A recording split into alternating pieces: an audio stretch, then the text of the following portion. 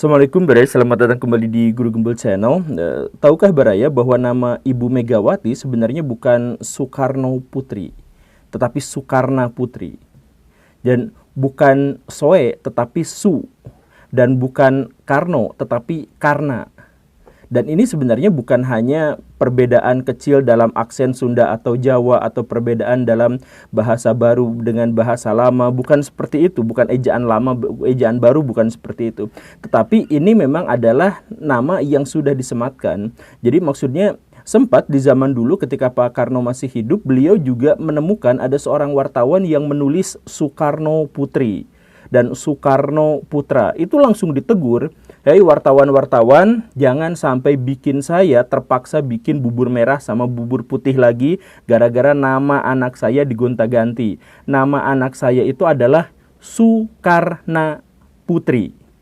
Jadi sudah langsung ada teguran seperti itu. Bukan Soe tapi Su, bukan Karno tapi Karna.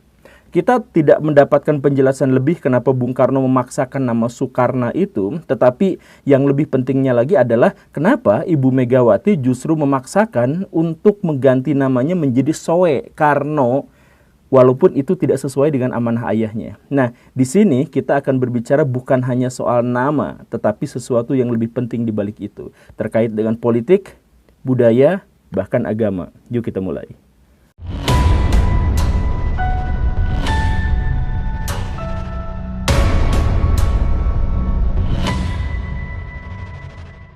William Shakespeare dalam salah satu karya paling fenomenalnya, Romeo and Juliet, itu pernah menuliskan satu kalimat yang bermakna sampai sekarang dan diulang-ulang diucapkan oleh banyak orang, yaitu pernyataan apalah arti sebuah nama gitu, yang menunjukkan bahwa ya nama itu gak penting-penting amat, itu ngapain juga gitu kan. Ya itu sebenarnya panjang, konteks dalam kalimat itu panjang, tetapi ini juga mengingatkan kita pada beberapa tradisi, misalkan tradisi Abhidhamma di Buddhis itu juga sering mempertanyakan hal-hal yang bersifat identitas gitu. Bukan mempertanyakan identitasnya apa, tetapi kenapa dia harus menyandang identitas itu gitu. Jadi misalkan ada seorang biksu Buddha di sebuah bandara ditanya, "Pak, nama asli Anda siapa?" Dia sebutkan namanya ini. Kata petugas bandara, "Maksud saya nama asli yang diberikan oleh orang tua Anda kepada Anda tuh siapa?" gitu.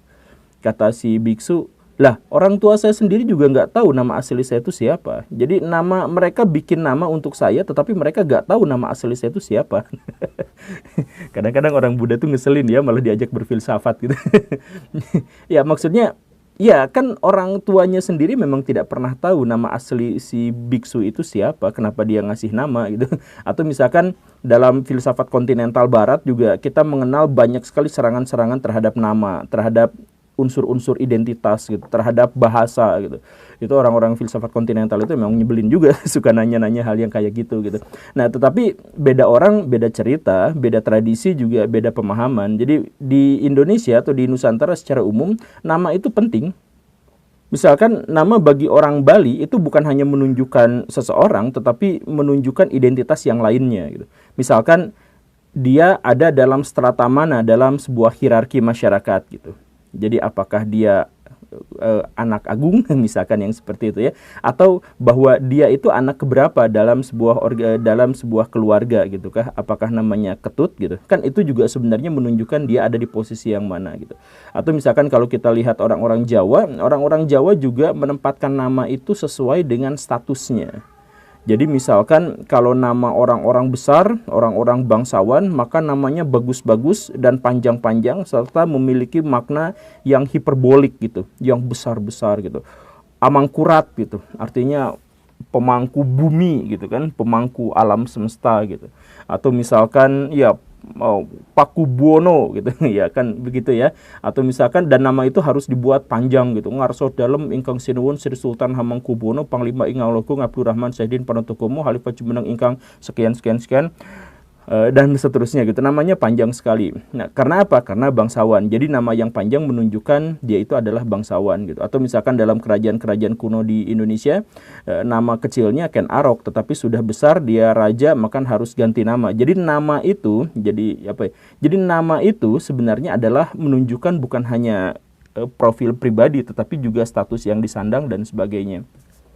Dalam Islam, nama juga sangat penting karena nama itu sebenarnya adalah harapan dari orang tuanya tentang anaknya gitu. Jadi misalkan dikasih nama anak Gunawan, semoga dia berguna buat masa depan gitu ya, memberi manfaat untuk sebanyak mungkin orang gitu kan. Atau misalkan ada ada anak dikasih nama Budi, biar dia berbudi luhur, biar dia mengerti adab dan lain sebagainya. Nama itu adalah harapan, nama itu adalah visi kehidupan. Jadi anak ke depan harus seperti apa sejak awal sudah dikasih visi misinya. Itu kan keren gitu ya.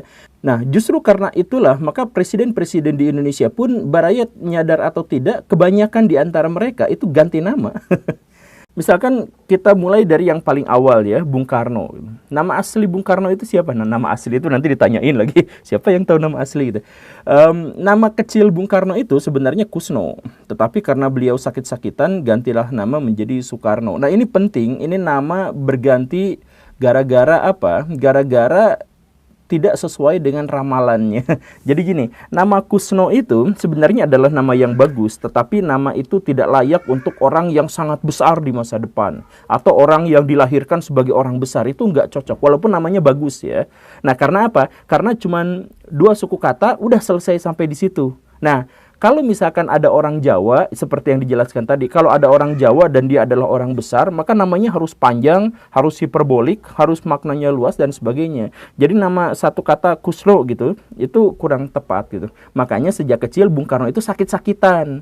Sebelum akhirnya ganti nama, jadi Soekarno, nah sejak saat itu nggak sakit-sakitan gitu. Ini mau cocok logi, mau apa, tapi ini memang bagaimana cara kita menerjemahkan budaya masyarakat Jawa pada waktu itu gitu. Jadi dikasih nama Kusno tuh nggak mau, karena dia orang besar, setidaknya di masa depan. Makanya digantilah menjadi Soekarno. Soekarno itu besar karena apa? Diambil dari kata dua kata. Jadi yang pertama itu adalah Karna, Adipati Karna, di mana Adipati Karna itu adalah seorang raja yang sangat kuat, yang sangat besar, tetapi dia rela mengabdikan diri secara pribadi kepada seseorang demi prinsipnya, demi tanggung jawabnya, demi kesetiaannya.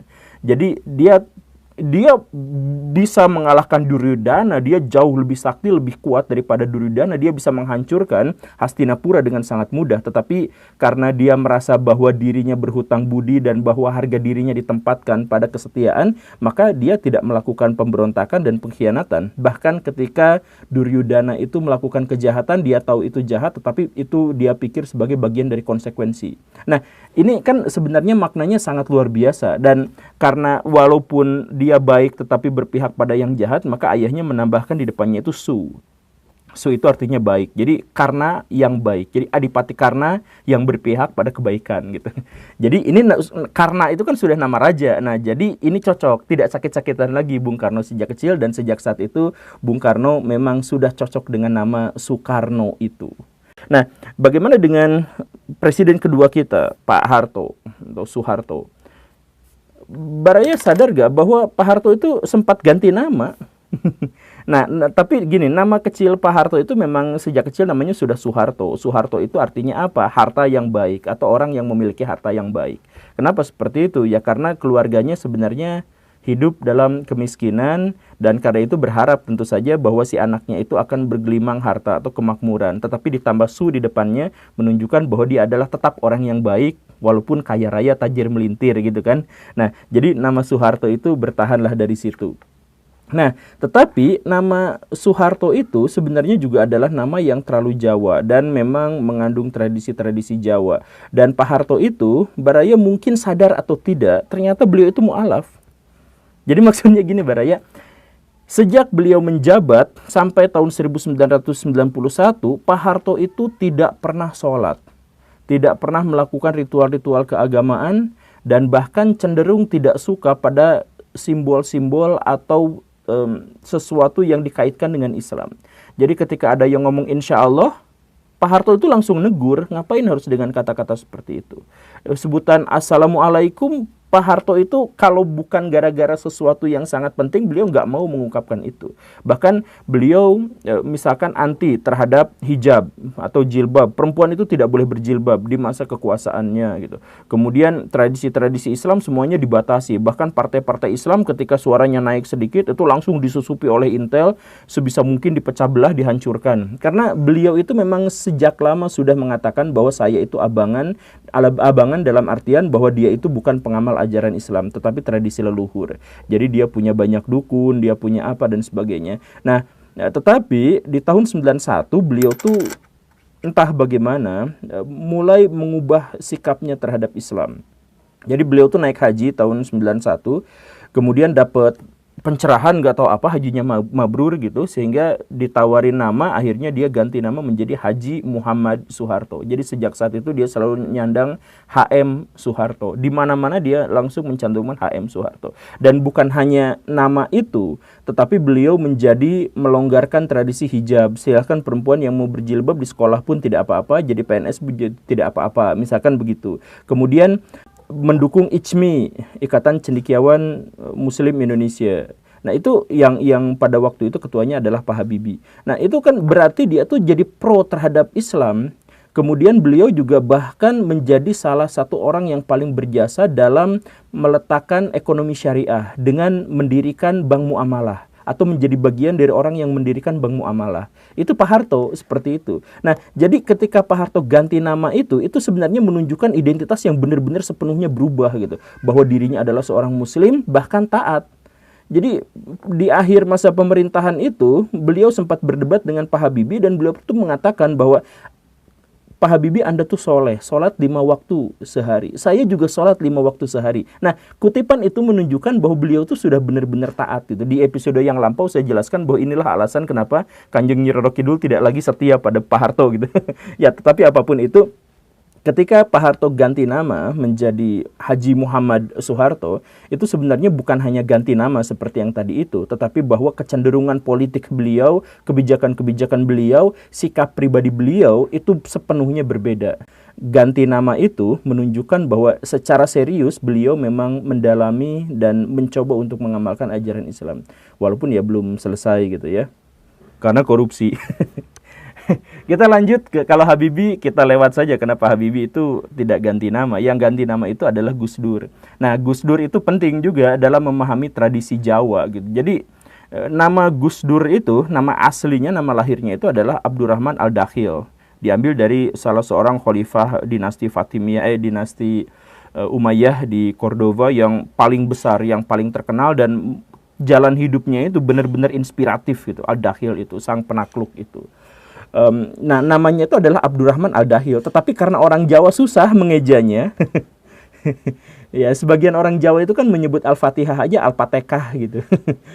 Abdurrahman Ngabdurrahman gitu. Nah, jadi nama Al-Dakhil itu benar-benar susah dieja oleh orang-orang Jawa pada waktu itu, dan itu bisa mengancam. Jadi ada perpecahan antara nama Arab dengan nama Jawa, itu kan jadi agak bingung gitu. Nah, akhirnya diganti saja sama ayahnya, Ad-Dakhil itu diganti menjadi Abdurrahman Wahid. Wahid itu nama yang sangat enak untuk lidah orang Jawa. Nah, jadi pergantian nama ini menunjukkan apa? Menunjukkan upaya rekonsiliasi antara Islam dengan Arab, antara Jawa dengan Arab gitu.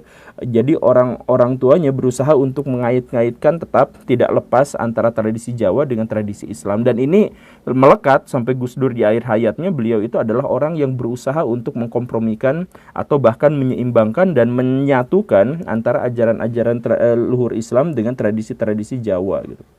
Dan begitu. Nah, tetapi nama itu juga tidak terlalu populer karena pada akhirnya namanya jadi Gus Dur. Nah, Gus Dur itu juga sebenarnya adalah semacam upaya untuk mensinkronkan antara tradisi Jawa dengan tradisi Islam. Jadi nama Gus itu singkatan dari bagus atau cah bagus. Jadi cah bagus itu adalah sebutan untuk anak-anak kiai, untuk orang-orang terpandang gitu, dipanggilnya Gus gitu. Nah, dari singkatan dari bagus itu Dur, Abdurrahman. Sebenarnya nama Abdurrahman itu kan jangan dipotong. Kalau misalkan Durnya aja kan berarti artinya ba gitu. Kan hamba gitu, jadi ba gitu. Ya, tapi karena ini cocok buat orang Jawa, penting buat orang Jawa, jadi ya namanya lebih pas untuk disebut sebagai Gus Dur gitu. Nah, cuman sayangnya tradisi Jawa balik lagi untuk menekankan bahwa dia tidak cocok jadi presiden. Karena apa? Karena suku katanya cuma 2. Jadi nama presiden Indonesia itu suku katanya harus 3. Nah, Gus Dur itu cuma 2. Nah, karena cuma 2, jadi beliau lengser. Sama seperti Ibu Megawati. Ibu Megawati itu namanya suku katanya 4, Megawati. Nah, tidak cocok juga jadi presiden, karena presiden Indonesia itu harusnya namanya itu suku katanya adalah 3 gitu. Soekarno, Soeharto, dan ini pula lah yang kemudian menjadikan Pak SBY itu namanya populernya jadi SBY, bukan Susilo Bambang Yudhoyono gitu. Jadi kan kalau Pak Susilo Bambang Yudhoyono itu namanya besar, namanya luar biasa. Jadi su baik, silo artinya ya orang-orang yang, jadi silanya, adabnya, perilakunya itu baik. Bambang itu kesatria, Yudo itu perang, Yono itu menang. Jadi kesatria yang selalu menang perang, tetapi dia berbudi pekerti baik gitu. Nah, tapi kan kalau namanya Susilo Bambang Yudhoyono gitu, kan panjang, susah. Jadi ada seorang wartawan tahun 2004 yang langsung manggil Pak SBY gitu. Nah, sejak saat itu, oh iya, enak dipanggil SBY gitu. Dan sejak saat itu, Pak SBY itu memang menyandang nama dari wartawan itu. Walaupun tidak ngasih hak patennya gitu. Nah, tapi Pak SBY sendiri mengaku bahwa nama itu tuh nama yang memberi berkah. Karena apa? Ya tadi itu. Jadi orang-orang Indonesia kalau nyebut orang yang lebih bawah dengan satu suku kata aja. Kuy, kemana? Gitu. Kalau misalkan yang setara itu biasanya dengan 2 suku kata. Asep, kesini Asep. Nah, misalkan gitu. Tapi kalau misalkan dengan yang atas itu minimal harus 3 suku kata gitu. Yang tadi itu Soeharto, Soekarno gitu. Nah, SBY yang panjang itu jadi SBY gitu. Nanti Jokowi, Joko kan cuma 2, nah, harus 3 jadi Jokowi gitu. Ya, tapi intinya adalah nama-nama itu juga terkait dengan tradisi kita. Nama-nama itu, nama itu sama seperti bahasa, itu adalah ekspresi dari benak kita tentang sesuatu yang lebih besar dan lebih luas gitu. Nah, terkait dengan Jokowi yang tadi disebut, nah nama aslinya waktu kecil itu kan sebenarnya bukan Jokowi tapi Mulyono. Nah, cuma ya itu tadi, sakit-sakitan ganti nama jadi Jokowi Dodo. Joko itu adalah pria gitu, cowok gitu. Jadi ya pria dalam artian gentleman gitu. Widodo itu kan artinya sejahtera gitu. Jadi pria yang hidup dalam kesejahteraan. Nah, namanya awalnya Mulyono. Ya pendek kayak gitu, Mulyono aja sudah seperti itu, sakit-sakitan ya ganti nama lagi. Karena dia ditakdirkan dalam tanda kutip jadi orang besar di masa depan, jadi orang yang sangat berpengaruh. Masa namanya cuma sependek itu, ya sudah jadi Joko Widodo. Nah, Joko Widodo pun sebenarnya namanya kurang pas karena cuma 2 suku kata tadi itu. Sekali lagi ya, ini anggaplah cocok logi, tapi ini adalah bagaimana cara masyarakat kita menerjemahkan ide-ide besar dalam pikirannya, entah itu yang mistik, entah itu yang magis, entah itu apapun, tapi ini adalah tradisi kebudayaan kita gitu. Nah, karena Joko Widodo itu gak pas gitu, namanya Joko dan Widodo gitu. Makanya ketika ada orang Prancis yang menyebut Pak Jokowi gitu ya, maka nama Jokowi itu akhirnya dipakai terus karena itu memang sebutan untuk orang yang besar gitu, Jokowi gitu. Nah, makanya kalau misalkan Baraya punya nama tapi namanya pendek-pendek yang seperti itu, nah coba dibikin biar ada 3 suku kata biar langsung jadi dihormati sama masyarakat. Jadi hati-hati dengan memberi nama karena bisa saja itu akan terjadi. Terima kasih karena sudah menyimak. Saya Guru Gembul. Gembul. Itu nama Gembul. Assalamualaikum warahmatullahi wabarakatuh.